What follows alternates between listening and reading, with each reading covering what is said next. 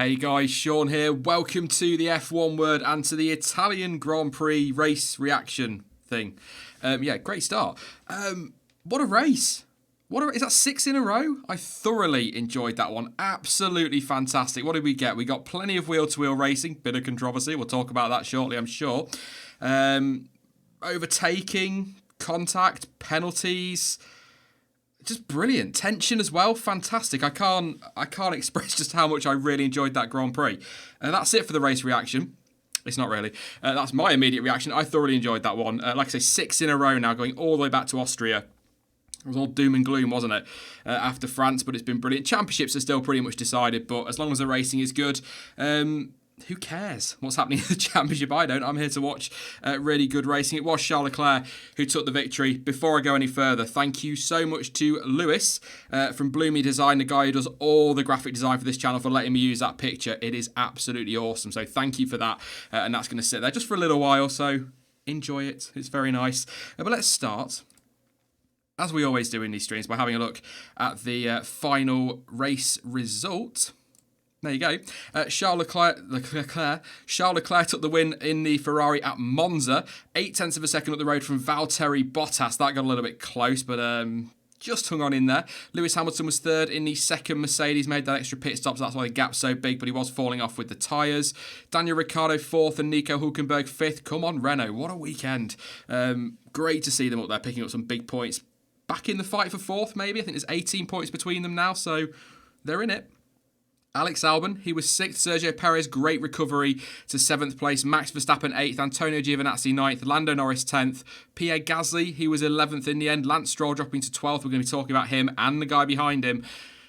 Sebastian Vettel, 13th place. George Russell, 14th. Kimi Raikkonen was 15th in the end. He also got himself into trouble. 16th was Romain Grosjean. 17th, Robert Kubica. And then your retirements list for Monza was Kevin Magnussen, Daniel Kvyat, and Carlos Sainz in his McLaren, who, if you're watching Sky, has just punched Lando Norris somewhere. Quite painful. Anyway, before we start talking about what Carlos Sainz has just done to Lando Norris, good evening, Jonty. What a race. 6 in a row, mate. Yeah, good evening, everyone. It's mad. We certainly didn't expect this after what France and Canada and a couple of others were. It's brilliant. It's just a shame about the title. Yeah, imagine this with the championship on the line. So actually, I suppose I do care, really. I said at the start that as long as the racing's exciting, I don't care. But if you throw a title into that mix as well, this would be epic, wouldn't it? Say Leclerc's challenging for the title. The twists and turns today. I'm thoroughly enjoying this season now. I don't think anybody can honestly say they were overly excited about the first third of the season, but since Austria, certainly, and I suppose you could throw Canada in there if you ignore France, which I think we all would like to do. The race, not the country. Ignore the French Grand Prix, I think we'd all like to. I'm really excited about where this season's going. The problem is, mate, without being a bit of a moaner, it's Singapore next, and then it's Russia. And Russia's a bit hit and miss, so fingers crossed it keeps going is what I'm saying, basically. Well, yeah, I mean, it should do, hopefully. Singapore's usually got some excitement to it, and Russia, who knows what could happen, you know. The weather's been a bit crazy around that area in the last month or so. Yeah, indeed. Good point. Oh, you got me excited now. Stop it, Jonty. Also, a very good evening to Dan. Hello, Dan. Have you recovered from the qualifying watch long, mate? Have you got over that last Q3 2 minutes?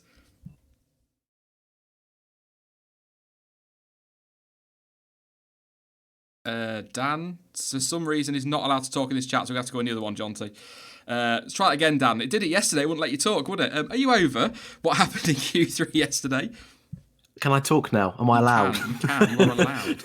I know my opinions are a bit scary sometimes, but you know what? Yesterday was so bizarre. I don't think I am over it, no. But I tell you what, we were sort of treated yesterday. I think it was a little bit out of the norm, but today, brilliant. Absolutely loved it. I know you two both just mentioned it there. We're on a real streak now. And if there was a championship involved, that would be beautiful. But no complaints. Awesome race again today. Absolutely. Where should we start? Should we start with the winner? I think that's the right place to start in these things. Charles Leclerc, under pressure, Jonty kept his head to a point. A couple of mistakes. Really thoroughly deserved win, I would say. But, and I know people go, oh, why'd you go straight to the negative? But there were a couple of moments that were right on the edge, weren't there? He squeezed Lewis Hamilton and got a black and white flag for that. There was a very late move through the Curva Grande. Is he lucky to keep that win, do you think?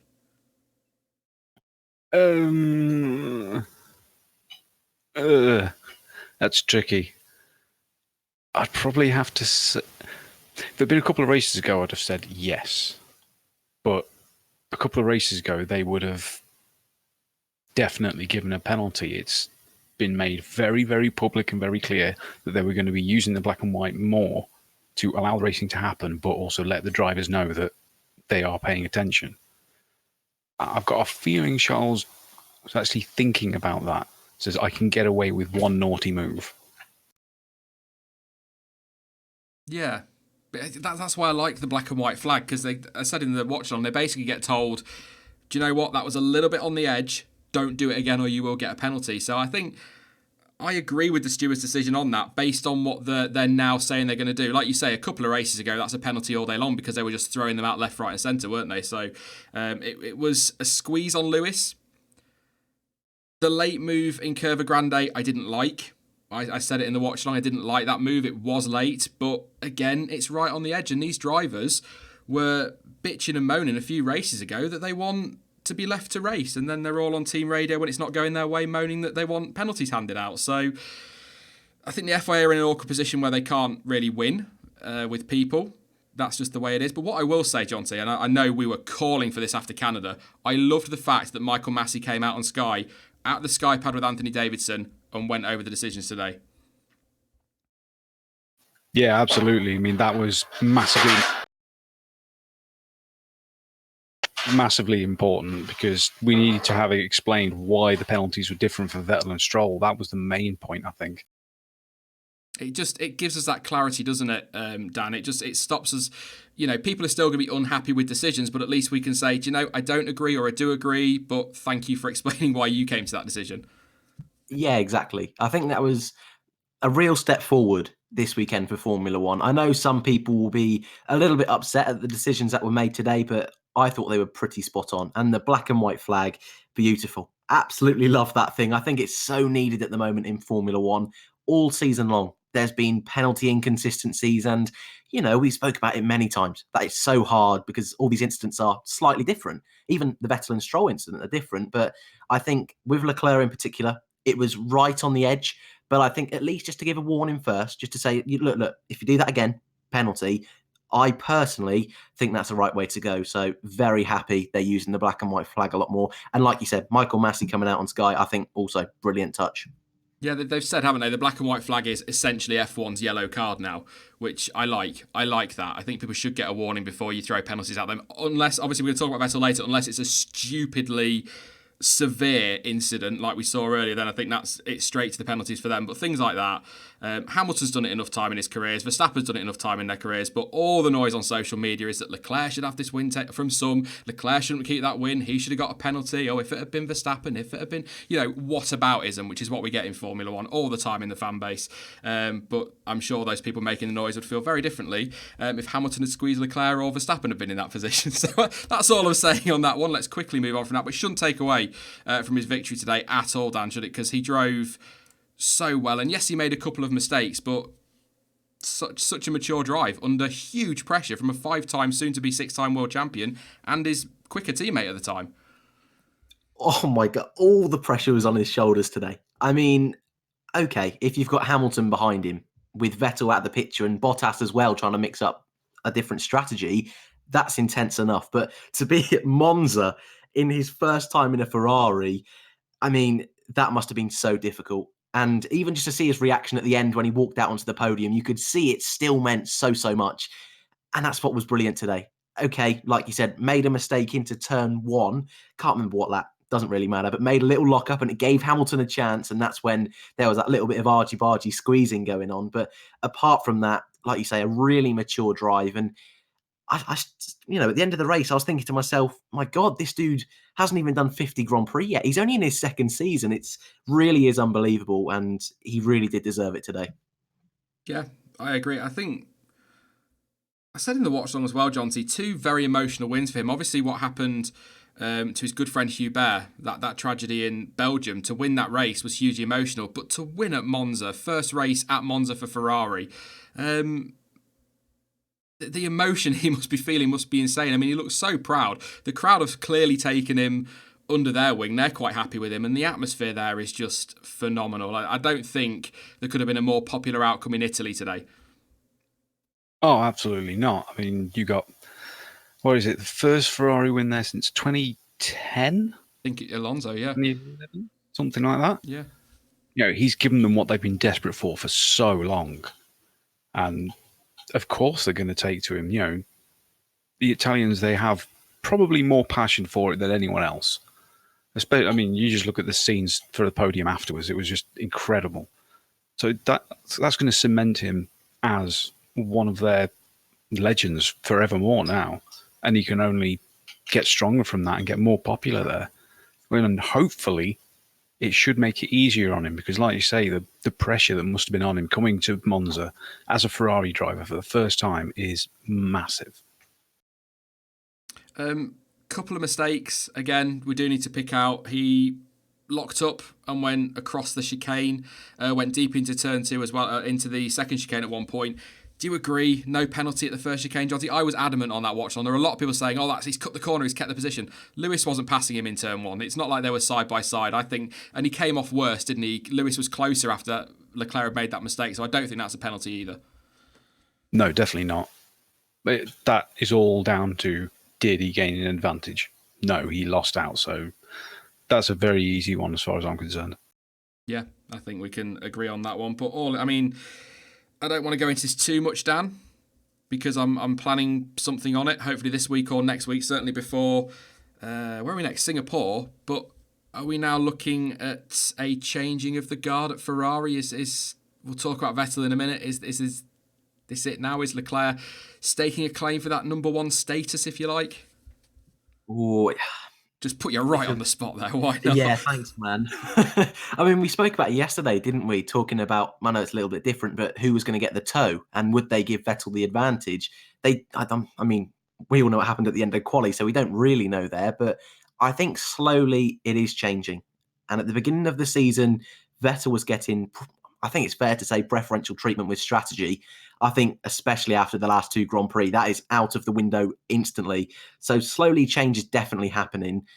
And Vettel's not had a brilliant last 6 Grand Prix. In all these brilliant races we've had, it's been Vettel who, more often than not, has been the one that's had issues. So I think, yeah, slowly there is change. I'm not one of those extremists that think Vettel's going to be going off to another team or leaving F1 at the end of the season, but I definitely think Vettel's going to have to clean up his act a little bit for the rest of the year. I mean, just quickly again, Jonty, on this, I'll let you sort of have your view on that. But what do Ferrari do? What are Ferrari meant to do? Vettel hasn't won since Belgium last year. The number 2 drivers at the team have won 3 since then. Raikkonen in the USA and Leclerc the last 2 races. They have to surely, going forward, if Seb doesn't turn things around between now and the end of the season, they've got to back Leclerc for next year. If he's the one performing, that's nothing against Seb. That's just common sense, surely. Yeah, I'd have to agree with that. Yeah, especially with how desperate they are for a title of any description. They've got to go behind Leclerc. Certainly right now. I'm not sure about next year because we haven't seen how the rest of this year plays out, but certainly for the rest of this year because he's the one on form. Out-qualified him for 7 races, won the last 2. You know, you've got to side with that driver. Yeah, I'm really pleased for Charles today. Fantastic drive. I think he's coming of age. I think we're watching this guy now start to take a stranglehold at Ferrari, and I'm very much looking forward to the Vettels and the Hamiltons eventually moving on. Again, nothing against them. You have to say that in this crazy world of social media and whatnot. Nothing against them, but I'm very much looking forward to Leclerc v Verstappen going forward because that is going to be mega. We've seen it a couple of times already, and if Leclerc's now winning races and looking more and more confident, then we're in for a hell of an era. I'm going to stick with the top 3, but we'll talk about Vettel in a moment. Valtteri Bottas ended up 2nd place. Lewis Hamilton locked up at the first chicane, went across it, and Bottas managed to get through. But Valtteri was closing in. He had the fresher tyres as well, didn't he, Jonty? And Lewis's had dropped right off the cliff. But Bottas was pushing quite hard. And again, when doing the watch, I asked chat, what would you do in Mercedes' position? They were all saying switch positions, let Bottas have a go. They were on the brink of having to make a decision until Lewis made his mistake. But I think good drive from Bottas today and played it well with the strategy the team did. In some ways, yes. But you have to think that Lewis would have taken that position. We saw another example of Bottas not having that killer instinct. As soon as he was there with the closest chance to have a go at overtaking, he screwed it.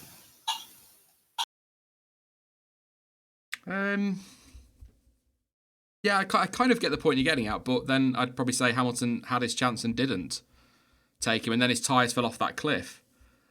Do you mean if Bottas were in Hamilton's position, if they'd swapped the drivers in the sense that Hamilton had the fresher tyres? Yeah, if Lewis had been in Bottas' position, yeah, he would have taken him. I'm convinced of that. I think I'd agree with you. Do you disagree, Dan? Do you think we've been a little bit harsh on Bottas? I think we always talk about his killer instinct or lack of. Nice guys finished last and all that, but would Hamilton on the fresher tyres have stuck one up the inside and taken that place? I think so. I mean, we've said a few times already today that the championship pretty much is over. So obviously, I think if it was a little bit closer, maybe Bottas would have maybe put up a bit more of a fight. But off the top of my head, I think it was a couple of mistakes he made. Lock up into turn one, and then right at the end, also made a mistake into turn one. I don't want to say it's classic Bottas because I think that's a little bit unfair, but I did expect more today. And this is the kind of races, I mean, you've both sort of touched on it there, that Bottas historically has struggled to really take a grasp of and take the victory. So, yeah, I think I do agree with you too. And I think Hamilton, if he was in that position, would have made a bigger challenge. I'm not saying he would have got the move done, but I think definitely it would have been a bit more pressure on Charles. I get the point you're making, but I'm going to jump in on Bottas's defence. I know, steady on. I'm going to jump in on Bottas's defence here. It is a track he struggles at, doesn't tend to deliver at, but he was second today and only 8/10 off the win.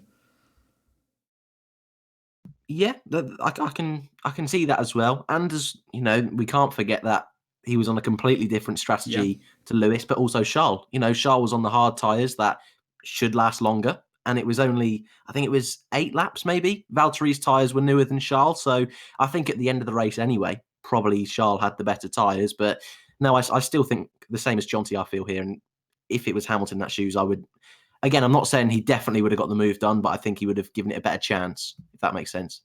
I was quite surprised to see him go to hards when I was watching it live.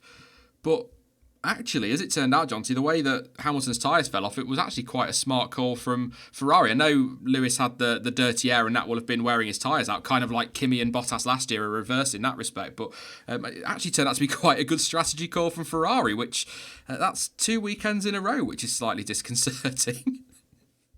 Yeah, I mean, I was quite confused by that, especially when you've got the softs, which are supposed to be doing, sort of 20 to 25 laps-ish, maybe a little bit more.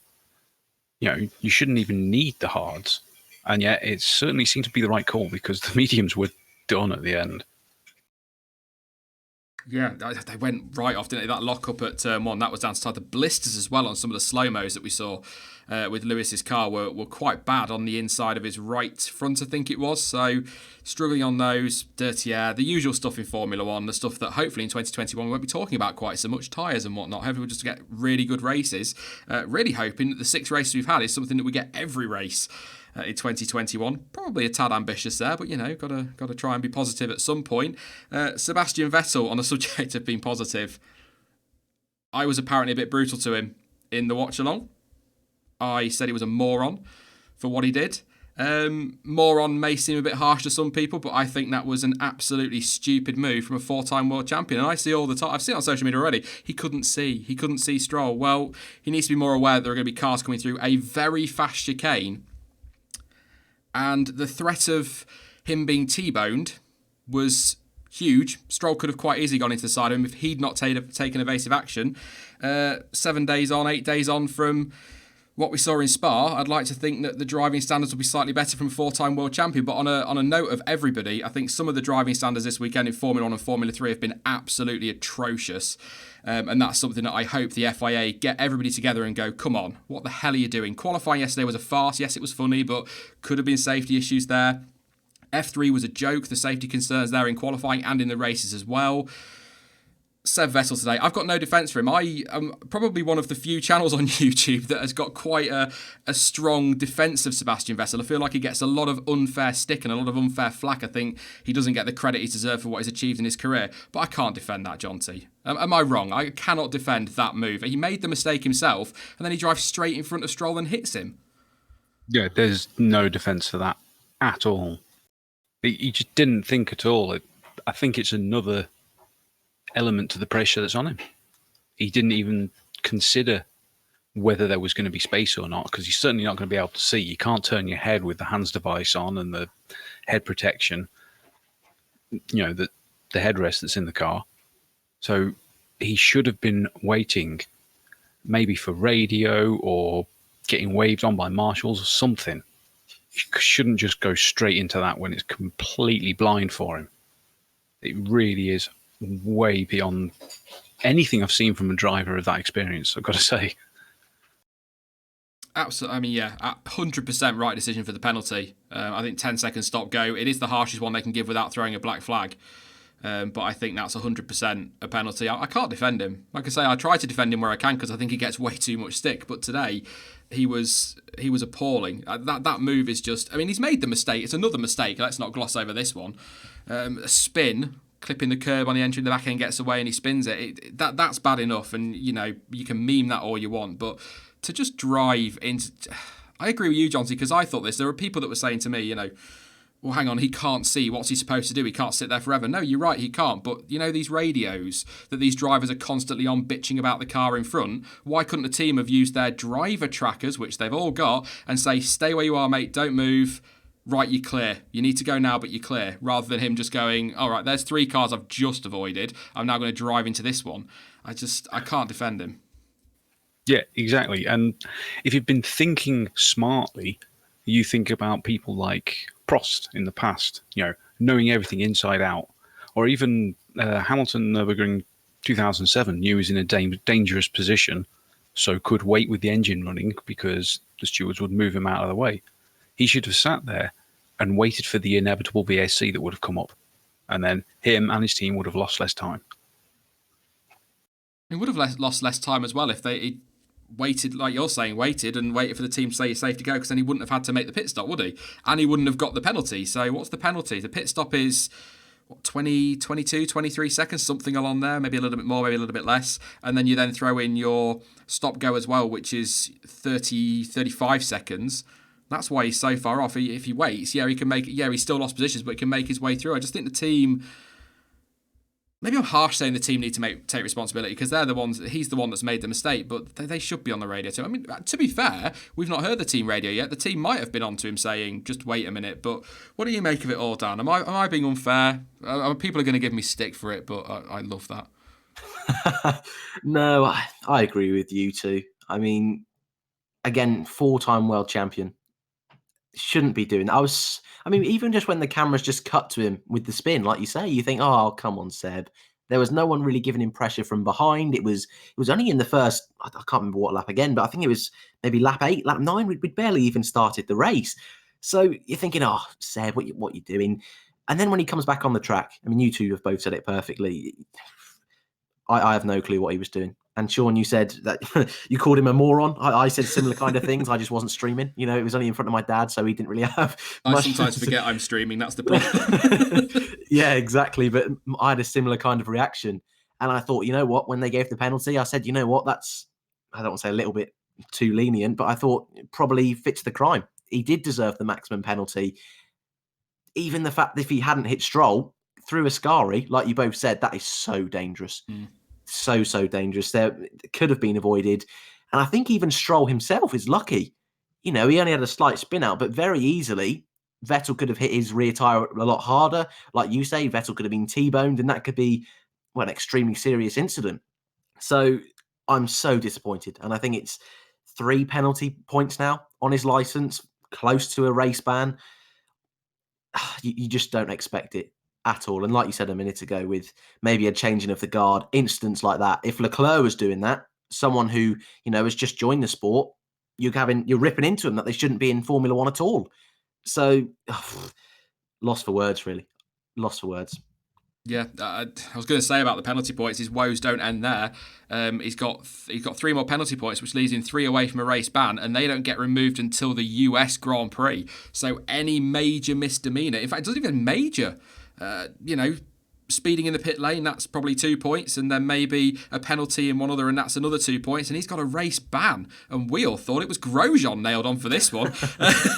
But Vettel on the brink of a race ban, so he's got to be careful. So he can't go into Singapore throwing his car around to try and make up for his mistake. He's got to go into the next few races and just be a bit careful, because they do like to put these points out there for these, even the minor misdemeanors. You can have the smallest amount of contact and you'll get 2 penalty points. So he's just got to not turn up and drive around at the back of the grid and just let people go and not bother anything like that. I mean, he's got to keep himself as clean as possible, because, yeah, I don't know what to say. It's the whole race ban thing, to be honest, Dan, and I'm going to get some stick for this. Vettel's not a driver I look at and see as race ban material. So the fact that he's on the brink, again, is it that 4 World Championships? I don't expect the likes of Lewis Hamilton and Sebastian Vettel, with their experience, to be facing anything like a race ban. They should know better, and that's my point on Vettel today. But got to be careful.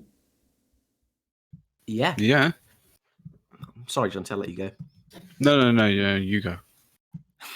I'll go if you want.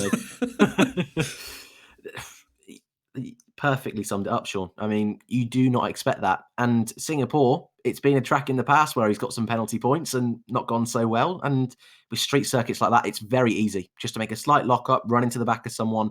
And how many, is it 5 or 6 races until the USA? Like you say, that's quite a chunk. So he's, despite the pressure on him with Leclerc coming up through the ranks, he's going to have to really try and keep a cool head, something that over the last, I'd say 12 months, he's really struggled to do. Yes, somebody in chat saying, no, that I'm blinded by hindsight. It's a race reaction. I can't really, go back and watch the watch along. Everything I'm saying now I said live as it was happening, so there's no hindsight there. It's a race reaction. That's kind of what a reaction is. Hindsight, looking back at things. But anyway, a bit like a review, getting criticised for talking about the race in a review. But anyway, yeah, not much more to say on Vettel. Got the penalty, dropped down to 13th place, or finished 13th place. Was never really going to recover to the points from there. Didn't see much of him after that. I think he was probably just keeping his head down. But it didn't. That whole incident continued. Lance Stroll, he then ended up getting hit, as we said, and ended up spinning himself or going off track. And then he tried to rejoin a bit dangerously. That forced Pierre Gasly almost into the wall. I was listening to Otmar Safnauer in the interviews, Jonty, on Tez and Oatball just before I went live. He was saying he thinks that the penalty on Stroll was harsh because Stroll was off track, was partly on the racing line, and he couldn't just sit there because that could risk an even bigger accident. So he felt that Stroll had to go to avoid an accident. But I actually personally think that the drive-through is about right, because there was no contact. So I actually think that the drive-through is probably fair. But I can sort of see what Safnauer's getting at, in that he can't just sit on the racing line like that. But then people say the same for Vettel, I guess.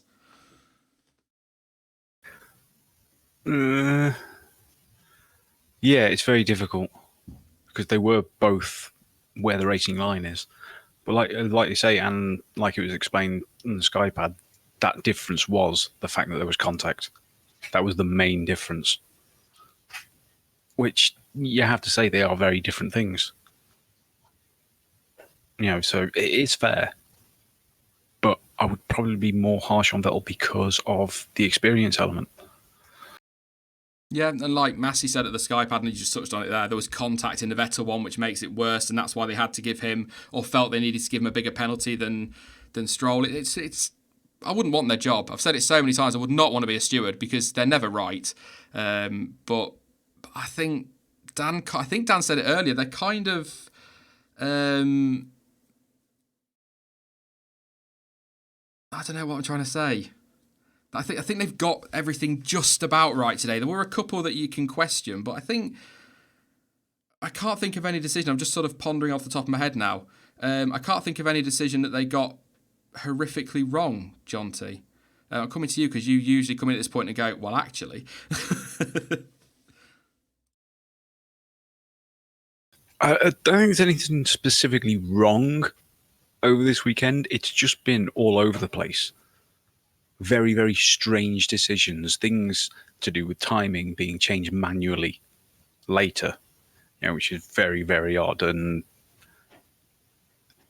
giving benefit of doubt on stuff when there are things which are covered in a black and white way by the rules, so there shouldn't be any doubt. Yeah, I'd agree with that. I just can't think of anything that they got wrong, and I don't think they deserve too much stick today. I can get the frustrations with the things like the Leclerc-Hamilton thing. Hamilton fans are going to be pretty miffed. I can understand that. But Leclerc fans were pretty miffed after Austria when Verstappen did actually hit him. There was actual contact there. So I think they've been pretty good with their decisions this weekend in the race.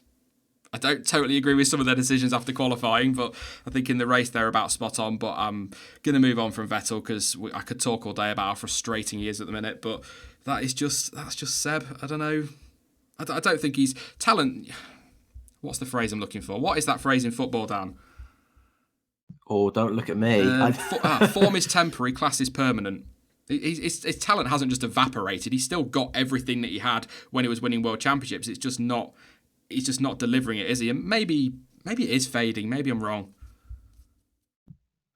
Maybe. I just think he's in a bit of a rut at the moment. I think ever since Canada, that really affected him. And I think this weekend was the first time he's qualified in the top 4 since Canada.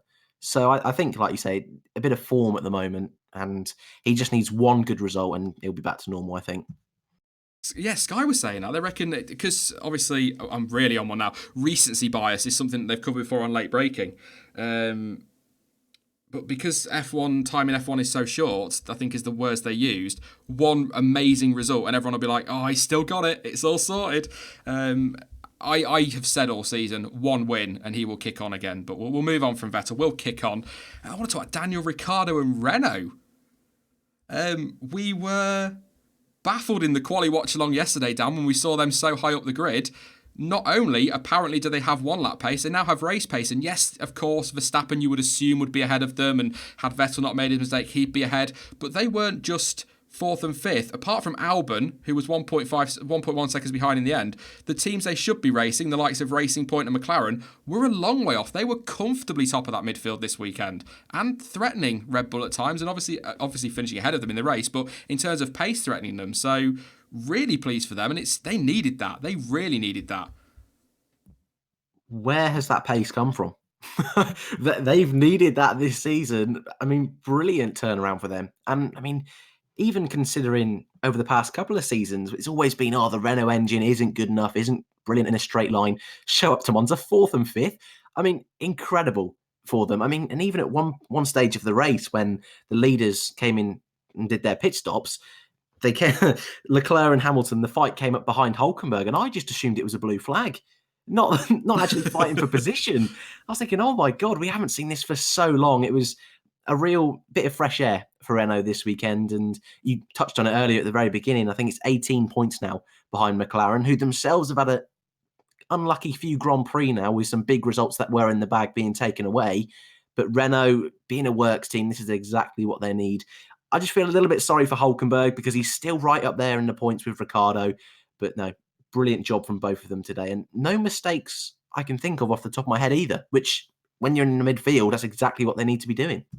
I think Ricciardo was flawless today. I think, Hülkenberg was as well, but Ricciardo was, what were the pit stops? He was well up the road, 12.6 seconds up the road from his teammate. I know he got the virtual safety car, which helped him a little bit there, but fantastic performance from him. A couple of people in chat, 2 or 3 people saying, it just shows they've got no downforce. That's something, Jonty, we're probably going to get proven in Singapore, because Canada is pretty low downforce. I would say, I don't know about Silverstone, but the power tracks have been pretty good at. And then again, this weekend, low downforce, they've absolutely nailed it. So they could end up going backwards in Singapore. So it's going to be, what the point I'm making is it's going to be really interesting to see whether this is genuinely Renault finally turning things around this season, or if it is the downforce thing, because Singapore is completely the other way to Monza. Yeah, that's true. I mean, I do think that they've gone all out and gambled that there wouldn't be any more rain. So they've gone sort of extra skinny wings just in case. I'm sure if it had rained, they'd have been a lot further back. But it's paid off, and sometimes that's what you got to do. But it was annoying. I think Dan almost touched on it, that after you'd got the Ferrari and Mercedes taking their stops when they were coming back up behind the Renaults, they were still getting blue flags, which really wound me up. I'm like, no, they're fighting for position. Shut up. Leave them alone. They never get this. Let them race. I'm so pleased. And Danny Rick, like I say, absolutely faultless pretty much all weekend. Hulkenberg, faultless in the race. Bit cheeky yesterday. Did you catch his his explanation to the stewards, Jonty, about why he missed the first chicane in qualifying? I thought that was cheeky as anything. What was it? I was too busy focusing on the cars behind, and I basically missed the point to turn in and had to go straight across the chicane. Yeah, all right, Nico, whatever. Yeah, we've heard it all before. I loved that. I just on qualifying, actually, Jonty, while we're on Hulkenberg, do you agree with all the decisions after quali? Obviously, I spoke to Dan yesterday about it, but do you agree with the decisions after quali?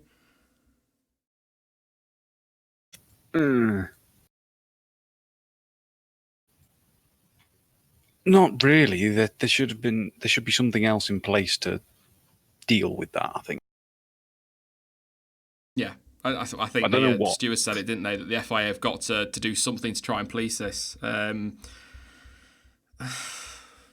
think part of all of us wanted the FIA to just demote everybody to the back of the grid and put Giovinazzi on pole. I think is what we kind of wanted. So yeah, or maybe cancel Q3 and take the result from Q2. I mean, tasty, wouldn't it? Who topped Q2? I think it was still. Might have still been Leclerc, but the Renaults were 3 and 4. I can't remember now, but yeah, it would certainly have made things tasty. The one thing I would say, actually, I feel like I'm bashing Vettel now, but I would say also Vettel's time from Q3 for me should have been deleted. All 4 wheels were not in contact with the white line. However, because of the wording of the notes, was saying in the watch along, the steward notes or whatever, the race director notes. The wording of that was that the wheel has to be on the white line, and said nothing about contact patches, even though the rules do say that. So there was a loophole, and basically he got away with that one. And I don't care what anybody says. You can give me a load of abuse for it. I don't care. Bottas's time should not have stood in qualifying. The red flag was flying before he crossed the line. I don't care about when the system says and who tells who this, and we have to wait for the carrier pigeon to bring the decision before we can whatever. The computer did not give him that time, yet somebody's come along manually and gone, yep, he can have it. Anybody want to say anything on that one before I go off on one? No, because I was chatting with Stuart about it earlier. And the fact that all of the systems are all integrated, buttons are pressed for when the red when the red flag is shown, and that comes up on steering wheels, marshal boards. Marshals get the flags out and is tied in with the timing systems. So if the system says he didn't complete the lap, he didn't complete the lap. You cannot go in and adjust it manually afterwards. It's probably the worst decision of the weekend because it's completely false. And like Lando Norris said on Twitter, now when the red flag comes out, we can keep our foot planted for a couple more seconds. Exactly. So there you go. Drivers have got their loophole, and F1 will use it. Teams will use it, and we all love them, but they will. Who should we talk about now? Red Bull, Alexander Albon in 6th place. A bit of a scruffy race. Couple of little moments for him, but I think not too bad. He was behind 2 Renaults, but he finished 6th, which, as I kept saying about Gasly, is what he needs to be doing. Max Verstappen recovered to 8th place. Probably getting... some people might look at that in a week's time and say that's not very good, but considering that contact on the first lap, Dan needed a new front wing, pitted early, then had to pit again for some new tyres. I don't think 8th is too bad, especially on a track that Red Bull and Honda were never going to be all that competitive on.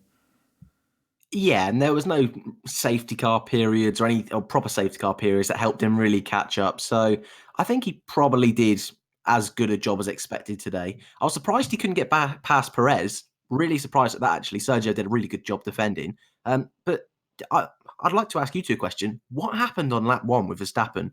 Because it just looked to me like he just lost the rear end, which just seems so bizarre, but I'm not too sure if I'm missing something there. Which incident, sorry? Lap 1. It just looked like he just lost the rear end, but maybe that's me just being blind. I think it was a concertina effect up front because the Toro Rosso hit the back of a Haas from the long shot. It seemed to show that, and then I think the Force India or whatever's in front of him then has to back out of it because everybody in front has stopped, and then I think Max has. Because he was originally on the replays, he was not anywhere near anyone. He was clearly staying out of trouble and aware of that. And I think he's then come across this other incident where there's a bit of contact and everyone's backed off a little more than expected. And then he's tried to slam the brakes on, realised he's not going to get there without hitting the back of a car, and then sort of tried to adjust it last minute. And I think he clipped the back of the Force India. Oh, again, that's 2 days in a row, man. Hit the back of the pink car, damaged his front wing. So I think it was just one of those first lap things where he wasn't expecting him to basically stop. But yeah, that's what it was. When you watch that on board, he gave so much space, and then all of a sudden the cars in front were just at an absolute standstill, and they had just no space or time. Yeah, I think one of those things. Some would say, you should be expecting him to stop like that in Monza, but it was a bigger stop because of the fact there was the contact ahead. So I think Max will be. He didn't seem overly thrilled with that. I don't think many will say that was a brilliant result, but again, considering everything that happened in that race, I think 8th place is all right. Alex Albon, couple of moments, didn't ever let Kevin Magnussen back through because he couldn't, because Daniel Kvyat got between them, obviously cutting the chicane to make the move, got the 5-second penalty. I'll throw it at you, Dan. Do you disagree with that decision from the stewards? He cut the chicane at the end of the day, didn't he, to take the position? Yeah, he did. And like you say, couldn't let Kevin back pass. So, I mean, in the end, it didn't really make a fat lot of difference to what his overall position. But yeah, I think that was a pretty fair penalty. Yeah, I don't think there's much there. But a bit of a scruffy one from Albon. But he's coming through the field trying to make an impression. Nice couple of late moves again, moves that I don't think we'd have seen from Gasly. So I think there are positives for Albon again, but maybe needs to calm down a bit. But then I'd say it was boring if he wasn't making his moves. So what do I know? But one man who I think has slid under the radar and we've not heard a huge amount about, Sergio Perez, doing what Sergio Perez does brilliantly. Started down in, I think, 18th and managed to finish in 7th place on a one-stop strategy. Spot on with the tyres. Strategy worked perfectly. The contra strategy, if you like, the mediums to the softs. Drove well. As far as I could see, the replays we saw, got his elbows out when necessary. Very strong drive again, Dan, from Checo. But are we surprised? No. What he does, isn't it? Dan? What you're asking, Dan? No. I can ask anybody. I don't mind. I forgot what we were talking about. Perez. Oh, Perez, of brilliant course. Drive. Yeah, it was superb drive. But I think the main thing is that towards the end of the race, he was holding Verstappen off behind him for so long. They've got some serious straight line speed in that racing point. Because he wasn't getting DRS from anyone in front of him. It was really, really strong drive, and we've always seen that he can make the tyres last. So he's kind of proven the faith that Racing Point have got in him with the re-signing. Yeah, I forgot it'd been announced. I was like, has it been announced? Of course it has. Yeah, they were doing all the sombreros and that, weren't they? The promo shots. But I think Max Verstappen said in an interview with Sky that he didn't enjoy the battle, but he can understand why Perez will, because he kept a Red Bull behind him.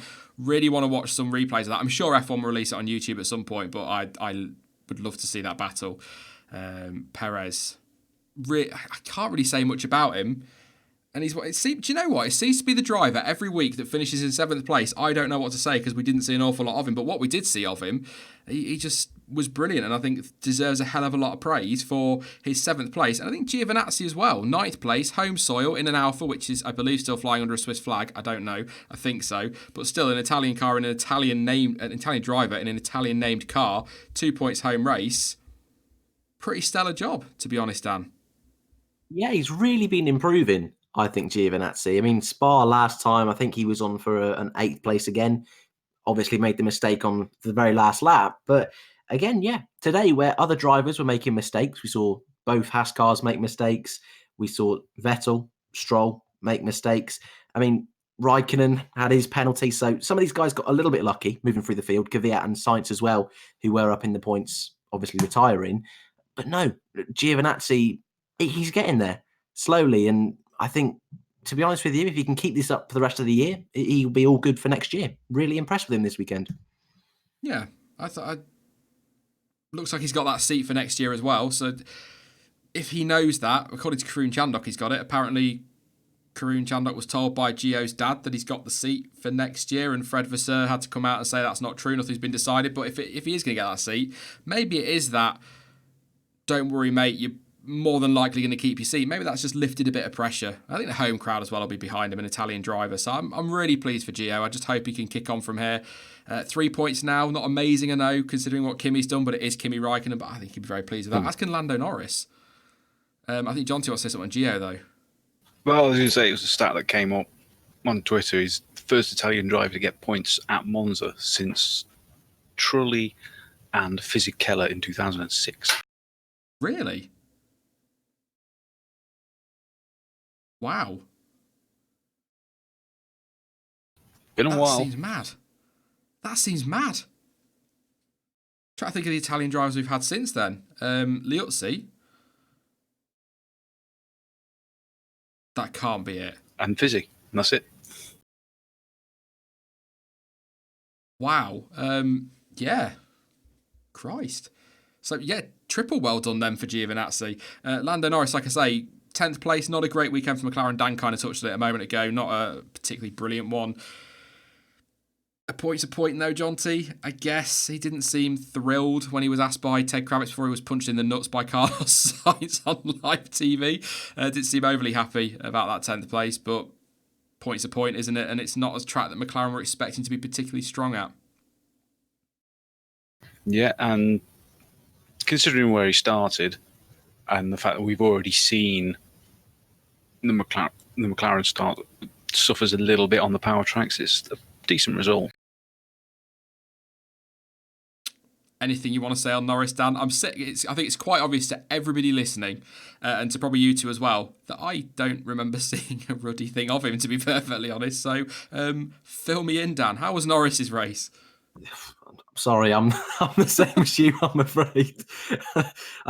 Yeah, good drive, I suppose. I mean, pretty straightforward. Lucked out from other drivers not getting any luck. So, yeah, I think, to be honest with you, though, just a single point after the races he's had the last few times, just not getting to the flag, I think he'll be slightly happy with that. But, hey, I don't really know, to be honest with you. Didn't see anything from him. There we go. This is the F1 word. Insightful. We keep you all up to date perfectly. TV directions, not a lot we could do about it. Looking through the field, Pierre Gasly obviously got caught up in that incident with Stroll and Vettel, but 11th place. Yeah, not a great weekend for Toro Rosso. I mean, Kvyat had a good qualifying, but not an amazing race for them. Lance Stroll, Vettel, we talked about them. George Russell, 14th. Actually, George Russell started 14th and finished 14th. I think that's I know there were retirements, Jonty, and there were other things that will have helped him with that, but I think that's a mini victory for Williams. And obviously with Kubica 17th, that 100% record continues. Yeah, and at this point, going by this race and the last race, it's hard to argue against the fact that the Williams race pace appears to be better than the Haas right now.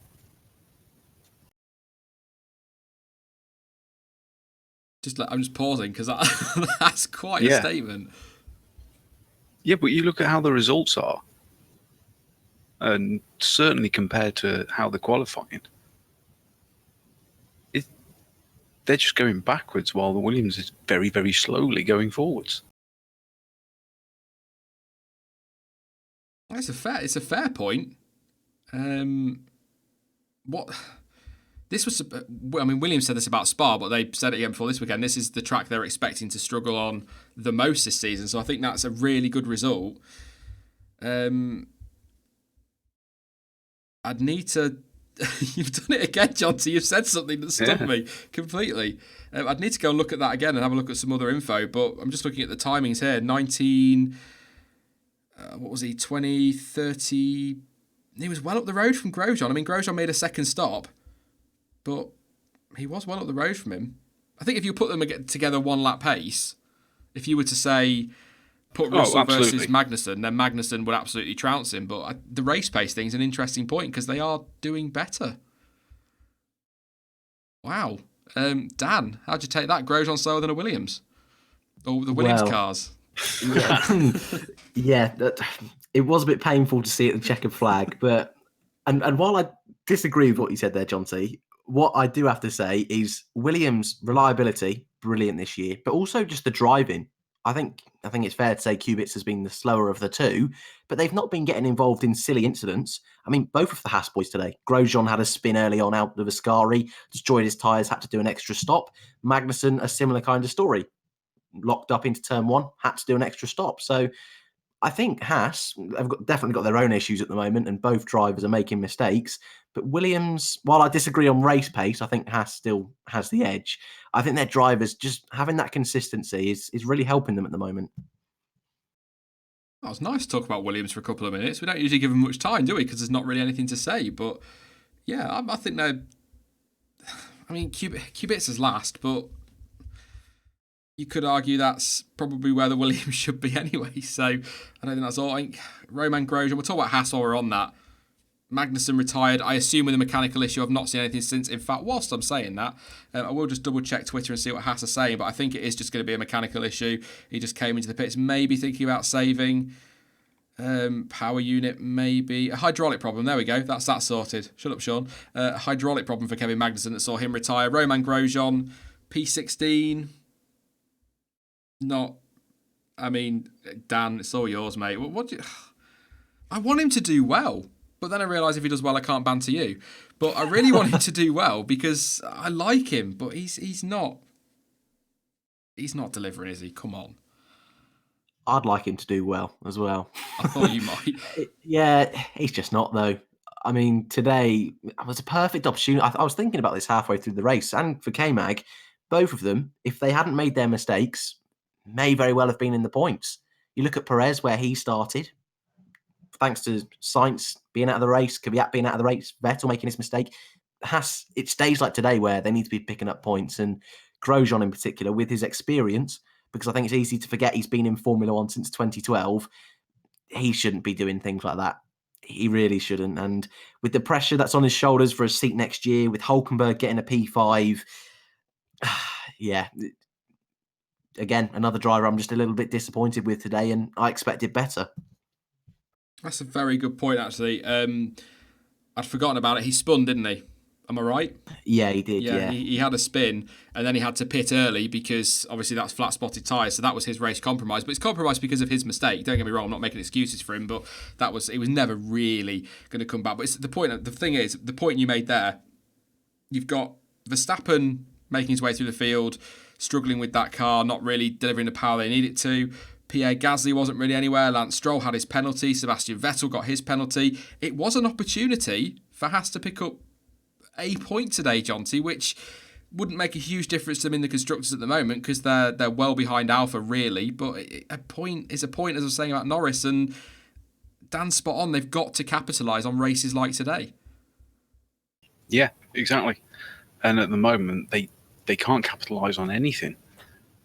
You know, we see them quite frequently having really, really strong qualifyings, you know, comfortably getting into Q3 and sticking it in sort of P7, P8.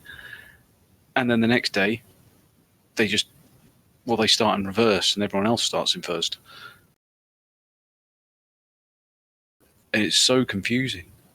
I think it's quite obvious that it has to be tyres because there's no other way that they would be losing out that much between quali and race, but they really need to learn what's going on and how they can fix it quickly.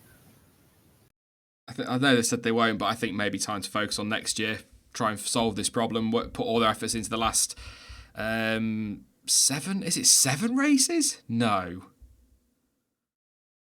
Yeah, it is. That's race 14. 7. Whoa. Where's this season gone? Sorry. Live reactions to Sean realising what time is. Yeah. So the last 7 races, all their efforts into sorting those tyres for next year, because they were so quick at the start of the season. They've still got the pace there over one lap. It's so frustrating. Also frustrating, Daniel Kvyat, he retired with a mechanical issue, smoke coming from the back of his Toro Rosso, was racing pretty okay up to that point. Carlos Sainz, he also had to retire because McLaren didn't put the wheel on properly at their pit stop. Not seen an official reason behind that. Obviously just a wheel gun issue or a wheel nut issue. So gutting for him. He's under investigation. Will probably, if it hasn't been decided already, there'll be a fine for the team and whatnot. Yep. $5,000 fine. Yeah. Just said it. So there you go, the fine for the team. Disappointed for Carlos because he was also looking good for points. Kimi Räikkönen, last driver to just talk about, I sort of skipped over him there. He was given a 10-second stop penalty as well, wasn't it, Dan? Yeah. I think so, yeah. For having the wrong tyres fitted at the start, the incorrect tyres fitted. As I said in the watch-along, I was pretty sure, once I realised he was on mediums, that he should have started on the tyres he used in Q2 because he'd made it into Q3. So he should have started on the softs. But this is where people get confused, isn't it? Because obviously he brakes part firme because he's got a different spec in the back of that car in terms of power unit. So everyone assumes he can change anything he wants. So you would think the tyres would be included in that, Jonty, but apparently not. Yeah, I think it's a bit of a ridiculous rule, to be honest. You're already starting not just at the back, but from the pit lane. Does it really matter what tyres you're starting on? No, especially given you can put a different spec of engine in, a different spec of front wing on. You can bring a completely different specification of car if you've broken part firme, but you can't change the tyres. It's an odd one, isn't it? Yeah, that is one of the ridiculous rules. But we've seen a lot of these various rules cropping up this weekend where people are starting to ask questions. I think I tweeted it because obviously talking about the Hamilton-Leclerc incident, but then you've got all the fuss about Vettel's time yesterday. They need to get it set absolutely concrete what classes is on or off the track. Because you've got people arguing that Leclerc pushed Hamilton off the track, but there's more than half of his car still on it. And then in qualifying, you've got people arguing whether Vettel's on or off the track, and he's got 1/10 of a millimetre of his tyre hanging over the outside of the white line. You know what I mean? It needs to be on or off and apply to both situations. This is how all of these arguments and bits of confusion come up. They need to have it exactly the same. I feel like we talk about this most race weekends, to be honest, Jonty, at some point. I agree. I do agree, but not a lot really to say on the rest of the race. I'm going to come to you guys in chat. By the way, I've just realised, as I said that, I made it sound like it was a rubbish race. It was not a rubbish race. It was fantastic. It's taken us an hour to get through the entire field. So clearly, plenty to talk about. And I'm pretty sure as well that I'll have missed something. So please don't jump on me in the comment section. This is just Jonty's ing, and we'll come to him in a minute because he's going to tell me off for something. I've just got a horrible feeling, like a naughty schoolboy. That escalated quickly. Let's very quickly gloss over that. But yes, there is the debrief tomorrow, which is a bit more of a look at all the teams and hopefully get through everything without missing something. Go on, Jonty, what have I done? No, you haven't done anything. It's something else that happened, which I'm sure you both know what I'm going to talk about because it's really starting to annoy me. Dummy pit stops. Oh, God. Again. Here we go. Only by Mercedes, which is absolute black and white in the rules. You can't do them. I'm pretty sure it's every single race this year. They've done it at least once, sometimes more. Not a single mention. Even the commentators talking about it, nothing from the stewards. What is going on there? I did in the watch along. I said Mercedes are in the pits, and then I just went, but that doesn't mean they're pitting. This is a can of worms, isn't it? It's a safety thing. It was bought in for safety, and they're dummying pit stops. And I don't think if they did it every now and again, I don't think anybody would really be that bothered because you'd be like, it's just strategy, it's just gameplay. But it does seem to be every race now. And I can completely understand the frustration. As much as we all love the gameplay that goes on in F1, if a rule is brought in for safety reasons, that should be followed to the letter. Should.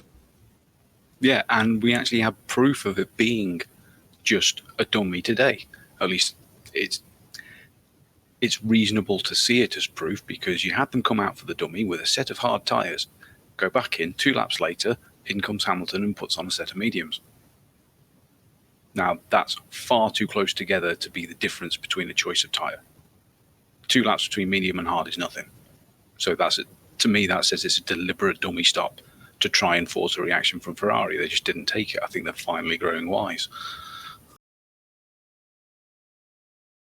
Yeah, I'd try not to wind you up with it, because I don't really get your back up. And I think rightly so, to a point. I mean, I think not dummy pit stops, but I think you could cut them slack if they say to Hamilton on the radio, do the opposite of what Leclerc does. That's fine, because they have an intention to make a stop, don't they? That's the difference. At that point, they're saying, look, if he doesn't pit, you pit. If he does pit, continue. So although you could maybe say that's a dummy, the intention to pit is there. But today, that, like you said, that first stop, there was never an intention to bring either driver in. So I can completely get why people are getting miffed about it. I like saying miffed at the minute because I keep getting told off for using other words. But I can totally understand why people are getting annoyed by that. Yeah. And I think it's quite easy to police. Yeah. You just have the flat rule of you do not come out your garage until your car comes into the entrance of the pit lane. Just feed in. It doesn't have to be in the actual speed limit controlled area, just coming in past the bollard. Because we know it's not that much of a rush, because we see all the time teams going, get in now, when there's a safety car or virtual safety car. And they can have a car already trundling along on the pit limiter with no one out in the garage, and they get it done fine in this normal amount of time. What I want to throw this in there. It would be interesting to see how the stewards reacted if it was Racing Point doing that, or if it was Williams doing that. I mean, why the hell would Williams do that? Who are Williams dummying themselves? But it would be interesting to see what the reaction would be if it wasn't one of the top 3 teams doing stuff like that. Dan, am I being provocative? Am I? No, that's interesting. Yeah, I do agree. I just, I personally don't get as triggered as Jonty does with this kind of thing. Just liveries. Yeah, that's more my kind of thing. And to be honest, I thought at the beginning of the race, the producer was just missing absolutely everything. That was a good laugh at 5 minutes there. But no, I think Jonty's right. It's pretty straightforward to police. And while it doesn't bother me as much as it does Jonty, if it's a rule, you should stick by it. So, yeah, it would be interesting, you're right, if a Racing Point did it, because I think it probably would be looked at a little bit more closely. Charles Leclerc won Driver of the Day, the official Driver of the Day vote. Let me know with a surname in chat. This is the point I realised I didn't turn slow mode back on after the race watch long. So sorry, any mods. Sorry, Liam. I think this could be your first one. One surname in the chat. Who was your Driver of the Day? Let me know. Dan, your Driver of the Day, mate. There's no one really sticking out for me today as there normally is, but I think Leclerc, with all the pressure that was on his shoulders today, okay, a couple of mistakes, but I think he was if anyone, I'm going to go with Charles. Jonty? It's very hard not to say Leclerc. You've got to think he's got the entire race with the pressure of Hamilton on him, and carried it, apart from 1 or 2 little moments that could be seen as sketchy, but he still managed to pull it off. That's a hell of a performance. We're boring, because I intend to agree, or incline to agree, and I think I would go Leclerc if I were to vote, but I can't ignore Perez's drive. But I want to watch more of it. I want to see what fending off a Red Bull. He was 6/10 up the road from Verstappen in the end. He's fighting off somebody like Max Verstappen, and he's driven from 18th. So he's got to be worthy of a shout. But like you say, that pressure. If Leclerc had just gone out front and disappeared, like we see from other drivers, yeah, you'd probably still say he's deserving of a mention, but you'd maybe look at a Perez a bit more strongly. But that pressure was huge. And it's not, I think we've said it a few times in the stream now, it's not just the pressure from the Mercedes. It's the pressure from everything around him. The Tifosi, he's at Monza. He's got the team are desperate to win at Monza for the first time in 9,000 years or whatever it was. you kind of, it's hard to look beyond him, but a few in chat are definitely. And I tell you what, if I were to pick a driver of the weekend, Jonty, I'd possibly say Ricciardo. That's probably a fair statement. He's done a stunning qualifying and then a really, really strong race. Dan, would you give Danny Rick driver of the week? Oh no, of course you would. Grosjean Danny is driver of the weekend for Dan. No, yeah, Ricciardo's a really good shout. I also think Russell has had quite a strong weekend. I mean, we spoke about it yesterday. He was only half a second off the next guy in front. Only at 1.6 seconds, I think, off Leclerc in Q1.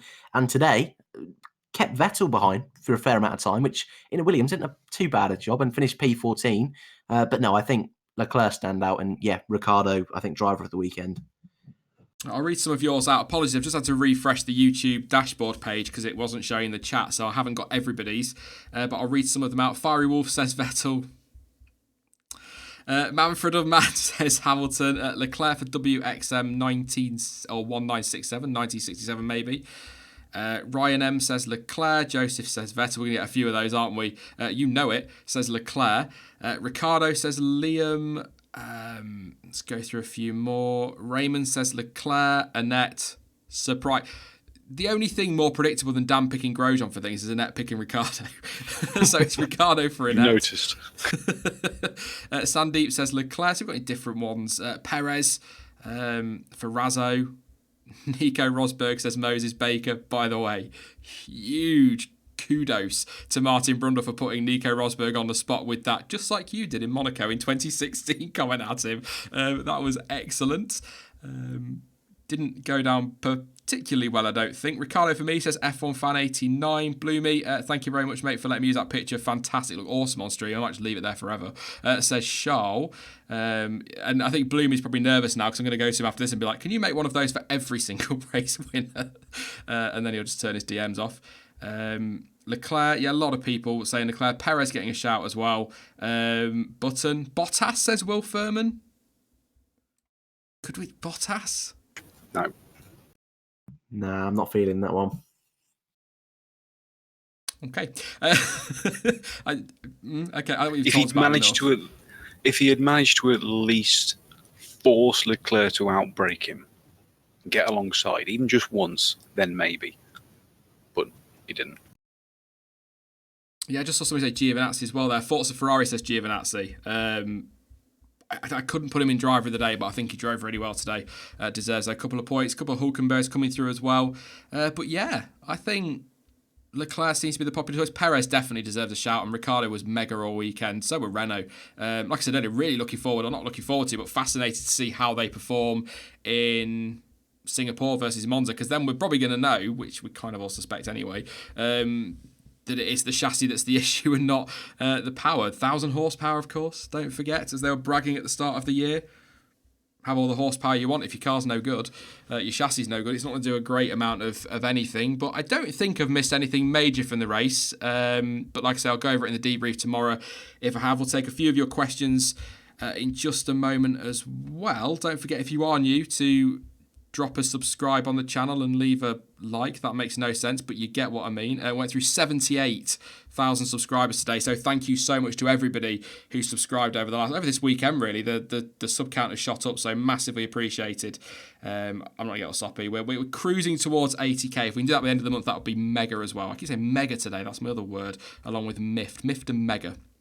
So yes, thank you very much for subscribing. Got some super chats. Esteban Ocon 31, obviously chuffed with getting his drive at Renault next year. Says Verstappen comments on Rosberg. Thoughts? ?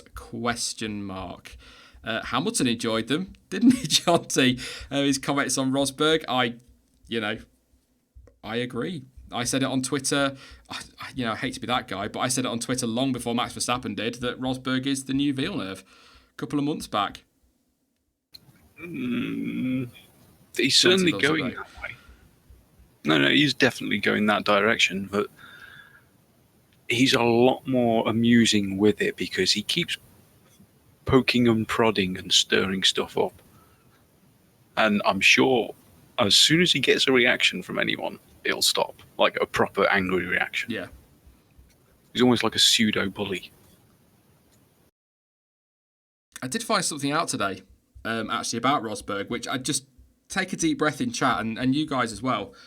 Did you know, because I've never heard him mention this before, but did you know he used to be teammates with Lewis Hamilton? And beat him to a world championship and was always fighting hard with him. I could not believe it when he said that this weekend. He's never mentioned it. Nico. Yeah. I think Liam's just got it in chat. He retired before he was ready, and now he regrets it but can't get back. Yeah. That's a fair point, yeah. I mean, see, I don't mind Rosberg. I make jokes about him because, it's the cool thing to do. No, not really. I quite like Rosberg. I think he's more relevant than Villeneuve is. That sounds dreadful, but I hope you get what I'm saying. Villeneuve won his championship in 1997. Rosberg won his in 2016, so he's raced some of the drivers on the grid. That's not me attacking anybody. I'm just saying that in terms of... Really? Yeah, but I attack Villeneuve all the time and I get stick because Villeneuve was such a good world champion. He beat Schumacher. Yeah, well done. He was irrelevant then. When he took the title, he was irrelevant because he took it in by far the most dominant car and got the best driver on, and not through any fault of his own. It was Schumacher's own doing, but he still had the best driver on the grid. Kicked out of the championship. It's the only reason he won. You go back and look at the stats from 97. They tell a very different story to the record books that say Villeneuve world champion 1997. But of course I'm going to say that because I'm a Michael Schumacher fanboy. So, he should have had 20 world championships. And that's that. I'm not arguing with anybody on that one. But yeah, I don't want to get... I didn't like Villeneuve then. I don't like him now. But he won't know. And I'm sure if he did know, he wouldn't lose any sleepers, so I'm not going to worry about it. So there we go. So happy for Charles. I was screaming with joy, says... is it Sujith? Sorry for butchering your name, but thank you very much for your contribution. And thoughts on Merck's pit stop shenanigans. It feels like it's becoming a bad meme, says Maruk. We've already been over that one, but thank you very much to all three of you for your super chats and your contributions. We'll take a couple of comments from chat as well. F1 fan 89 says Rosberg is doing it all to get views and subs up for his YouTube channel. You wait till you see my thumbnail tomorrow. You think that's something? Rosberg is the next Eddie Jordan, says Flying Tiger. Daniel Learmouse says, at least Villeneuve is still racing. Rosberg is just eating sour grapes. Conspiracy from You Know It. Renault blew up Norris's engine to catch up in constructors. Twilight Zone theme plays. Probably not going to answer that, Jack. Crystal Racing saying salty Sean. Yeah, maybe a little bit, but Villeneuve was a knob and still is at times. To be honest, don't get me. Sometimes it is rare, but sometimes he'll say something and I'll go, "Oh, you're such an idiot," and then I'll read it again and go, "You've got to put." It's the Piers Morgan effect, right? Okay, don't hate me, Jonty. Don't leave the stream, but Piers Morgan. Cannot stand the guy, but sometimes he'll put something on Twitter and you'll go, "Oh, I bloody can't stand you," but you've got a really good point there. It's that sort of thing. So, yeah. Yeah, but the problem with that is he's never got his own good point. He's just parroting what someone else has said or has been saying for years, and he's just picked up on it at that point on social media. There's the big difference. When Villeneuve says something stupid, at least it's his own mind that he's speaking and saying something stupid. Can Charles finish top 3 in the championship this season? It's a question that's come in. Where is it? Do you know? I think he's 3 points behind Max. He can. Yeah. The problem he's got is Singapore, Ferrari are expected to struggle at. So you would assume Red Bull will be quite strong there as well. Very much a track that would suit them. They should be pretty quick as well, Red Bull in Mexico. We saw last year they surprised us all in Brazil. So it's... Oh, Jonty, are we getting an early tease here of Verstappen versus Leclerc? Possibly, yeah. It'd be great to think that. And going back to the point, it's certainly possible that he could be third this year. Certainly if he keeps his current form up. Oh, no, that's just teasing ourselves, thinking of what it could be. That's just you praying that Hamilton and Vettel both leave at the end of the year so that they both get in a top car. Oh, do you know, whatever happens there, I'm very much looking forward to that one. Monker86 says, who replaces Vettel if he gets a race ban? I would assume Giovinazzi. And then Ericsson takes Giovinazzi's seat. Because Giovinazzi, that's 3 times in 2 seconds I've said Giovinazzi, he is Ferrari's... Is he their reserve? I think Giovinazzi is an Alpha driver and their reserve driver, so it would technically be Gio with Ericsson taking Alpha's seat. Yeah, that's how I assume it would go. Dan? Or do you think we might get a surprise? Maybe Wehrlein, seeing as he's not doing anything at the moment? Yeah, I was asking, isn't Hartley a reserve driver as well for Ferrari? So, probably one of those 3 I'd go with. I mean, unless, they get Kimi back for one race. That'd be brilliant. But they've got about 6 reserve drivers or something like that, haven't they? All with different titles. So, and there is Wehrlein as well. There's a number, Damien says Alonso. Lol, leave it. Don't get me started. President Kimi says James. Kimi would be great, wouldn't he, for one race? But he's... it was already weird last year, but it did all iron out that Kimi is now an Alpha driver and Gio is the one that took the Ferrari seat. So Kimi doesn't have any affiliation with Ferrari now, apart from the fact that the Tifosi love him. He did a cracking job while he was there and he's in a Ferrari-powered Alpha. So even though he doesn't technically have that affiliation, I'm pretty sure they'd snap him up for one race if they needed him to. So, but yeah, Bloomy says Jolyon Palmer, obvious choice. Well, yeah, because, if you got the ban in FP1 at Singapore, it is a street circuit. Thank you very much. A couple more contributions coming in. Yannick Milan, thank you for yours. Says, Bottas still surprised me this weekend. Didn't think before the weekend that he would have the same pace after his performance at Monza last year. He was well off in Monza last year, wasn't he? I think he did better than I expected. So in that respect, he surprised me. But I think we'd all like to see him do a little bit more. It's not... I'm not sort of hammering Bottas, but all this, he's not got that ruthless streak, is because I want to see him with that ruthless streak. We all want to see him do it, but we're going to see a lot more from him hopefully next year as well. Kind of annoyed that he only got a 1-year deal. Kind of wish he was given a couple of years so that he's not always under threat of losing his seat. But the reason I say that, though, to be honest, Dan, is because when you look at Carlos Sainz, he gets his feet under the table at McLaren. He's able to settle in somewhere rather than constantly being where you're going to be next season, where you're going to be next season. And look at how he's performing. I'm not saying Bottas would do the same and suddenly start taking the fight every single race to Lewis Hamilton. But, some stability on where he's going to be in the future is surely a good thing.